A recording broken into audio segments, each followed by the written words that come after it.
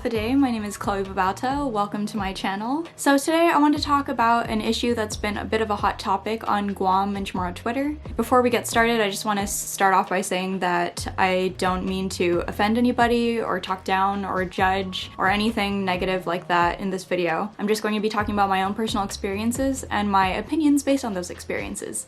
So let's just jump into it. So a little bit of background for those of you who aren't from Guam or if you're not a Pacific Islander. I am Chamoru, and Chamorros are the indigenous people of Guahan, or Guam as most people know it, and the Mariana Islands. Our islands and people have had a long history of colonization, starting with the Spanish and then the Americans and the Japanese occupation during World War II.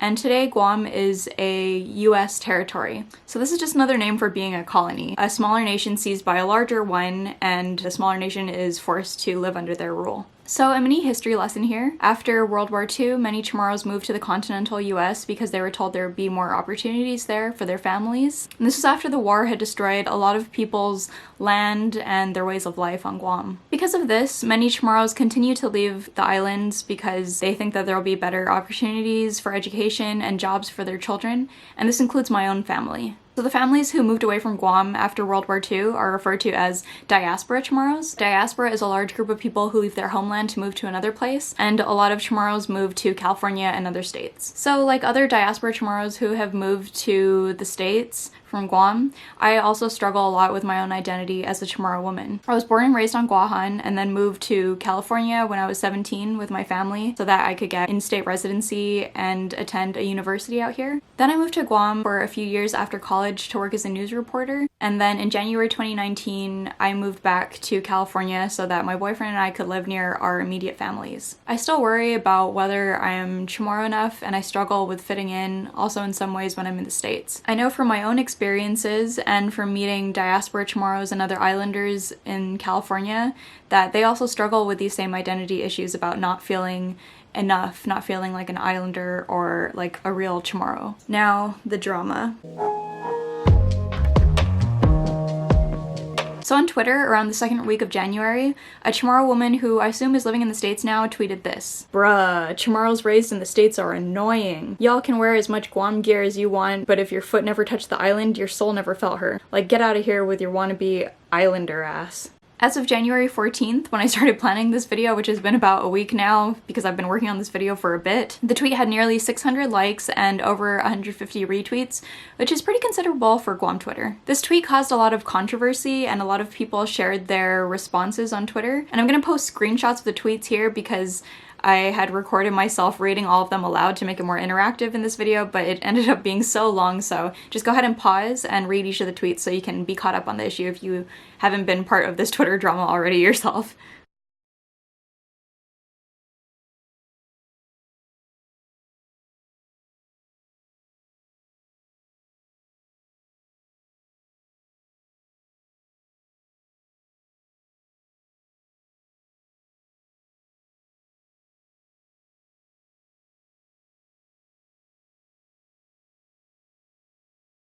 So what's the big issue here? I broke this down into a couple different topics that we'll break down individually and discuss. The first issue, I think, is who is more privileged? Let's talk about it from the diaspora point of view. First of all, I don't think it's fair to criticize or to look down on off-island Chamorros who are just trying to learn more about their heritage and feel a connection to their ancestors and learn more about their identity and represent their own heritage while they're living away from home. So Chamorros who didn't get to grow up on Guam, some of them feel a real sense of loss, a lack of understanding of their own identity, and longing for some sense of completion or understanding. Some Chamorros who grew up in the States want to come to the homeland, and I've talked to them about it, but some of them truly just can't afford it. Just because you live in the States doesn't automatically mean that you're well off, because for a lot of Chamorros who live out here, some of them still live in poverty or in situations where they wouldn't be able to take off time to be able to go back to Guam to visit or have any real meaningful experiences because they've got to take care of their families who are living out in the States. And I know personally, even though I grew up on Guahan, I know how it feels not to feel connected to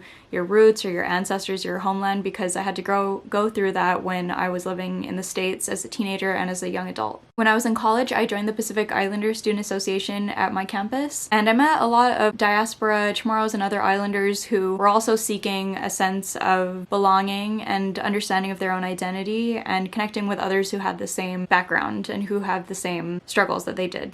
I joined this group because at the time when I was around 21, I was learning a lot about race and social justice and about identity, and I wanted to figure out who I was, so I joined the Pacific Islander Student Association because I wanted to feel, this sounds cheesy, but saying feel more like an Islander. I wanted to discover who I was as an Islander by being around other people who had the same experiences as me, I thought. So I joined that group, and I would often gravitate towards other Islanders while I was living in California when I was younger. That's actually how Francesca, my best friend, and I met. We were both living in California at the time when we were around 2019, 21, and we were both longing for home and somebody who understood that mahalang. As much as I appreciated these friendships, I wasn't able to have that sense of completion or that feeling of understanding of who I was as a Chamorro or as a Pacific Islander. In some ways, I did feel the same feelings of home that I was missing.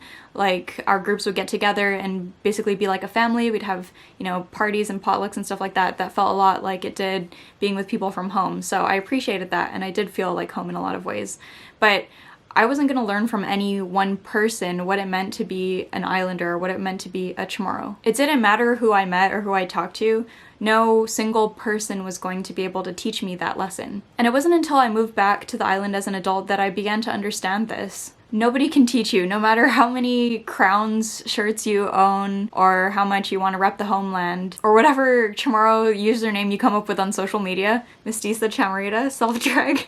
Nobody can give you the feeling or the understanding of what it means to be Chamorro besides being in your own homeland and letting the island speak to you for herself. So I think in the first month or two of being a reporter on Guam, I had to cover a story at Litexen, also known as Rutidian. Basically, Litexen is an area in northern Guam that was owned by Chamorro families for forever and is now a wildlife refuge. Basically, the federal government seized the land and anyway, that's a whole other issue. If you want to learn more about that, go check out Protehi Litexen Save Rutidian. I'm going to link to their website below. So here I am visiting Litexen. I'm in the caves. I don't know if you've ever visited before, but basically there are different caves there that you can visit that ancient Chamorros used to go to, I think during typhoons when they needed to seek shelter. And if you're in there, you go on the tour and you can see different markings of ancient Chamorros on the walls. And just being in there, I can feel it and see it so vividly just remembering it. Feeling the humidity of where you are in the caves and seeing physical marks from possibly our own ancestors. It's just a crazy feeling. And looking at all the limestone and how old everything is in there, I'm probably not describing it great, but it was all just very overwhelming in a good way. I could feel like the thickness in the air. It's a completely different feeling. In a lot of ways, this experience opened my spirituality. Just really feeling like I was on the land where my own ancestors walked is a crazy feeling. Knowing that for 4,000 years, Chamorros, our people, have lived in this land and have cultivated it, and it's our home. The word Guahan means we have, and the island provides. It's like, I don't even know how to describe it. You literally just have to go there and feel it. Going into the water, walking through the jungle, being around the butterflies, it was just all such a truly magical experience, and there's nothing like it. So seeing the beauty of Guahan through eyes that have seen other parts of the world, you realize that there's truly nothing like it.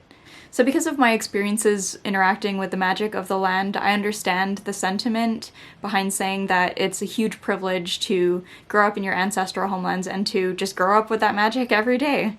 Now let's look at things through the on-island Chamorro perspective. So some diaspora Chamorros like to say that people who grew up on Guam are more privileged because they got to grow up in their ancestral homelands. They got to know who they were and understand their culture and have that feeling of island girl magic all the time. Because off-island Chamorros don't have that same understanding of their identity, it looks like a privilege to have grown up with that identity that they're longing so much. And I can understand that feeling because growing up on Guam and then moving to the States as a teenager, I'm so glad in a lot of ways that I got to grow up on an island. I have so many memories playing at the beach, in the sand with my cousins, all the way till sunset, or going to family parties, or just spending a lot of my childhood running around barefoot outside. But the problem with saying that Chamorros who grew up in their homeland are more privileged is that it ignores a lot of the hardships that on-island Chamorros have to endure. Many Chamorros on Guam live in poverty and have to bear the brunt of the island's issues, including protecting the environment, military occupation, lack of resources including education and healthcare, sexual assault, domestic violence, lots of healthcare issues including cancer and diabetes due to lack of affordable and nutritious food options. So while growing up in your homeland can be a huge blessing and it shapes your whole life, it's reductive to say that Chamorros who live on Guam have it better just by virtue of living in Guahan. And when it comes down to it, off-island Chamorros don't have as much stake in what happens back home simply because we don't live there. Our culture and our home will always exist in the Marianas because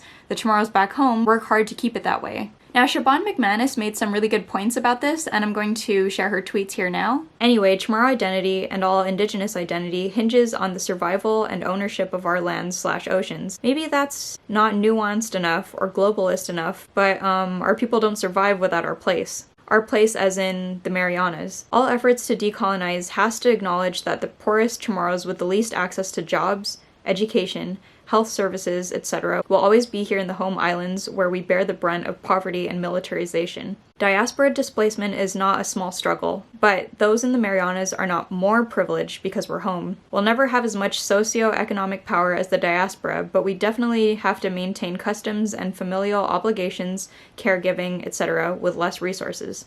And cultural revitalization can't happen without Chamorros being able to live in the Marianas. The front lines of the movement is here for a reason, because indigenous sovereignty doesn't happen without our land and ocean. We are not from this place, we are this place. But ultimately, this shouldn't be reduced to a competition of who has it worse. This is all about Chamorros acknowledging our collective responsibility to each other and our islands. Measuring authenticity is a waste of time because, like dog, we have bigger militarized guihan to fry. Now this brings us to the issue of responsibility to homeland. So first off, I don't think it's fair to measure legitimacy about who gets to call themselves Chamorro based on where they were raised, because as we've said, a lot of diaspora Chamorros didn't have the choice. And some truly can't afford to live on Guam because some of their families have moved away from the island generations ago and they don't really have close family they could live with if they did want to go back home. That being said, I think there is an important distinction or a reality to talk about. So yes, it is great to rep home and have pride in your heritage, but at the same time, I think a lot of diaspora Chamorros over-romanticize the homeland and don't think about how you also have a responsibility to the homeland if you want to claim it. I think what on-island Chamorros mean from that original tweet is that you can't really rep home and then not do anything to help the well-being of the island and the people, you know what I mean? It's like posting on Instagram about how much you love your Nana and then not ever going to her house to visit her, spend time, or take care of her. There's a lot of serious stuff going on back home, and we can't call ourselves in good conscience Chamorros if we don't do anything to help the homeland or perpetuate the culture. In Chamorro culture, we have something called Inafa Maulik. It literally translates to make good, which is to restore something to its original state of good. In everyday life, it's a system of values we follow that focuses on the good of the community as a whole. Chamorro scholars have broken this down into a set of 6 values, including respetu, respect, mangingi, showing respect to elders, mamalau,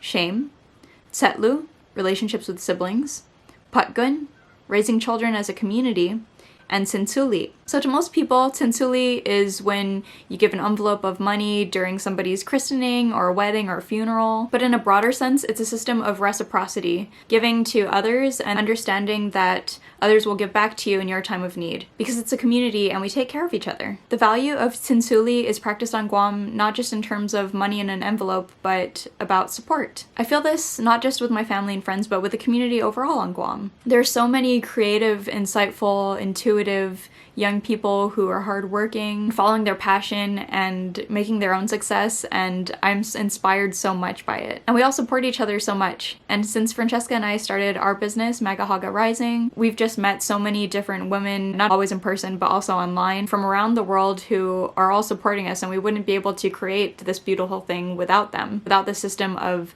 us giving back to each other and supporting each other. Tsinsuli is such an important part of Chamorro life, and I think that off-island Chamorros, including myself, need to think about this and the ways that we can practice this value. Because it's not just about claiming Chamorro and deciding who gets to call themselves Chamorro or not, it's about being Chamorro. To me, this means that as Chamorros, we have a responsibility to give back to the place that has given us our culture, our history, our land, and our essence.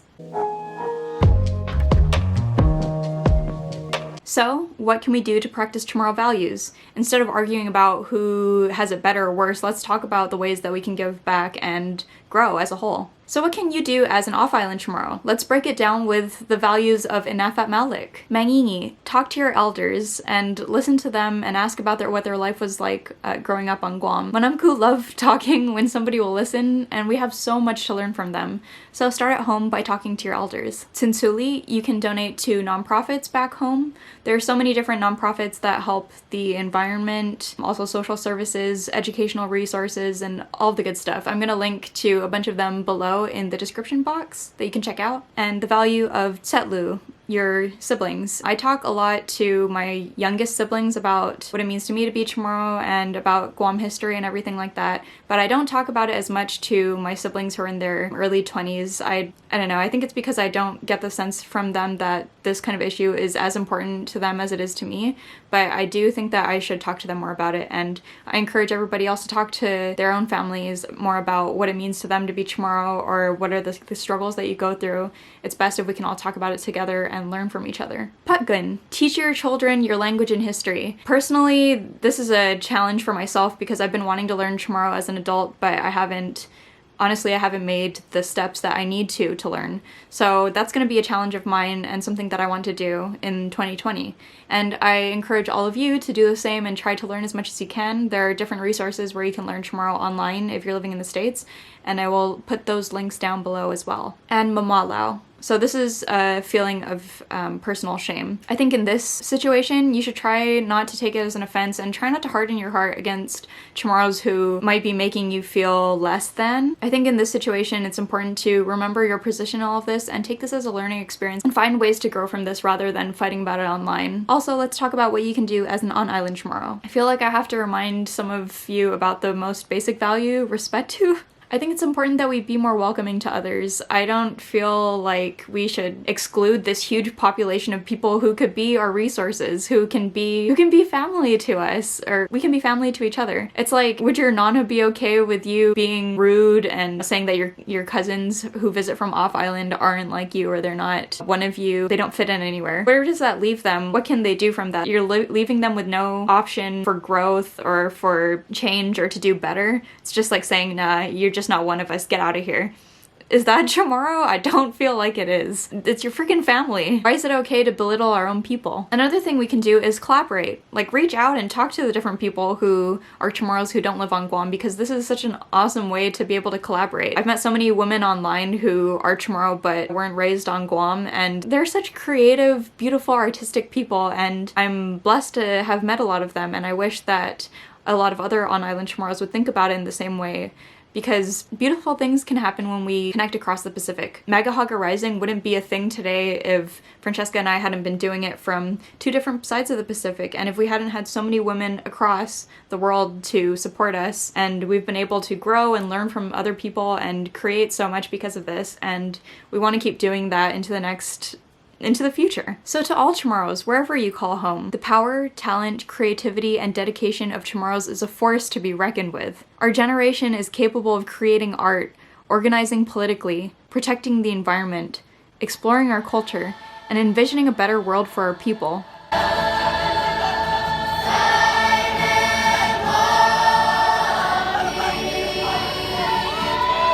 It's time we harness the power of what both sides have to offer and talk about the ways that we can come together to create, connect, inspire, instead of just throwing shade at the other side because they're different from us. Our heart will always be in the Marianas, but we can grow and weave together across the Pacific. So lastly, it's hard for me to put this all up on the internet because I still am very insecure about my identity as a Chamorro. I've talked to my boyfriend so many times within the process of making this video. I've had to reshoot the entire thing, work on this for hours, because I'm worried that somebody's gonna see this and be like, oh, listen to her accent, she's not a real Chamorro. Who is she to be preaching about Chamorro values to us? Because I don't feel like I'm a person who can stand up here and talk down to people below, because I'm not an authority. I'm not a cultural expert. I'm not any better than anybody. I don't even live on Guam anymore, so who am I to be talking about all this? I think my perspective as somebody who has grown up on Guam and lived in the States and kind of come back and forth as an adult to talk about this issue as a whole, because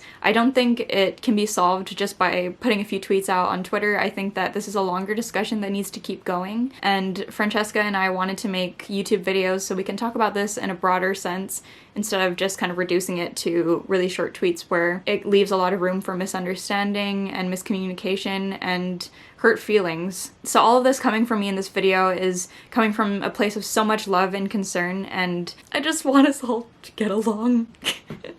So I would love to hear other people's perspectives and continue this conversation in a productive and respectful way. So please let me know what you think in the comments below. Please be respectful and please be kind.